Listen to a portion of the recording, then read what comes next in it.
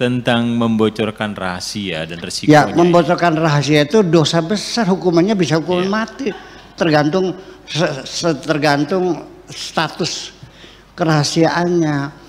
Kalau berita itu untuk orang awam, bahwa masyarakat mempunyai hak untuk mendapatkan informasi.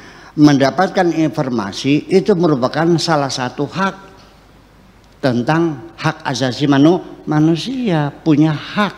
Jadi wartawan punya hak untuk menggali berita. Jadi nggak boleh ada pejabat ditanya wartawan nggak menjawab tuh, nggak boleh. Ini hak rakyat untuk mengetahui. Nah, ketika berita itu sifatnya public information, ya tidak boleh disembunyikan. Sampai yang rahasia pun itu tidak bisa selamanya dalam urusan bernegara nih. Di intelijen Amerika, di CIA itu ada masa kadaluarsa tentang rahasia-rahasia intelijen. Kalau sudah 50 tahun harus dibuka semuanya. Makanya kan ada kasus tentang G30S yang di Indonesia ini kan mereka menyimpan rahasianya. Ya sekarang dibuka karena itu hak publik. Nah itu namanya rahasia, namanya public information itu adalah harus dibuka dan semua harus tahu. Dan kita menanggung biaya penyebaran berita itu. Iya dong. Kita panggil wartawan, kita konferensi pers. Kan ngundang wartawan kan mesti ada amplop, mesti ada uang. Memangnya datang sendiri.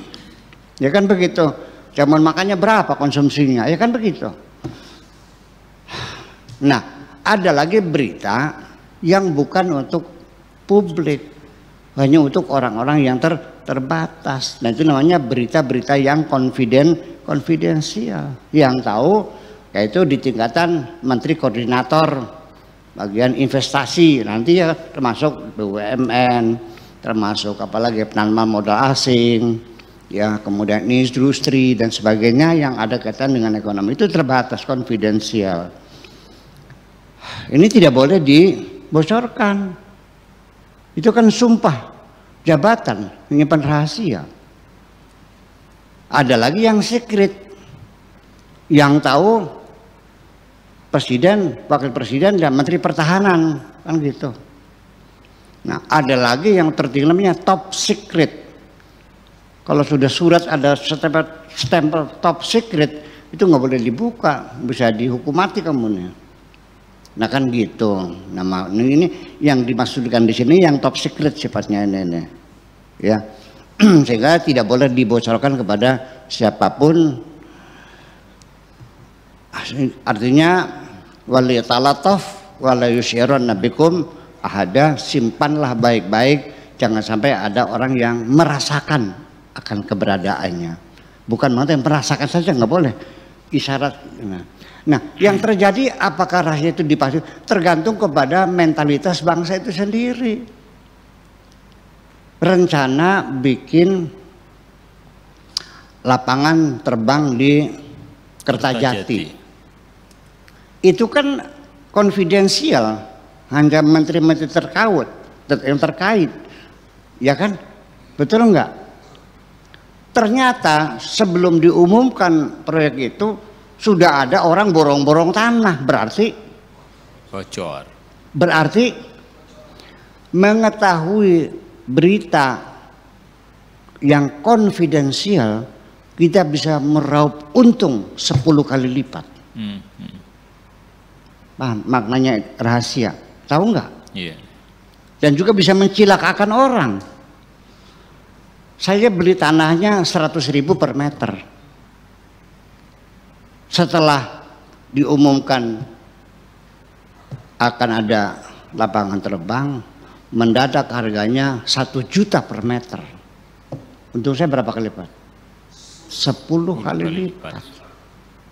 Hanya dalam waktu 3 bulan saya untung 10 kali lipat. Dari mana rezeki itu? Dari kebocoran berita yang dirahasiakan itu. Dulu waktu ada devaluasi uang rupiah ke dolar dari 600 menjadi 12.000 itu, ada yang borong-borong dolar tuh. Berarti kan tidak terjaga, dibocorin kan? Ya iya, itu di negara juga banyak itu.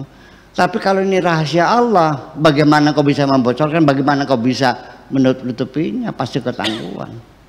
Dan ini juga berbahaya untuk dirimu sendiri dan juga berbahaya untuk orang lain. Satu contoh sajalah. Ketika engkau tahu bahwa dia wali, oke? Maka apapun dia perintahkan, hukumnya wajib harus engkau turuti. Kalau dia melarang sesuatu dan kamu tahu itu waliullah, maka kamu haram hukumnya melanggar aturan itu. Jadi disengaja disembunyikan itu karena Allah sayang juga sama kamu, supaya jangan kebanyakan dosa masalahnya, itu aja masalahnya.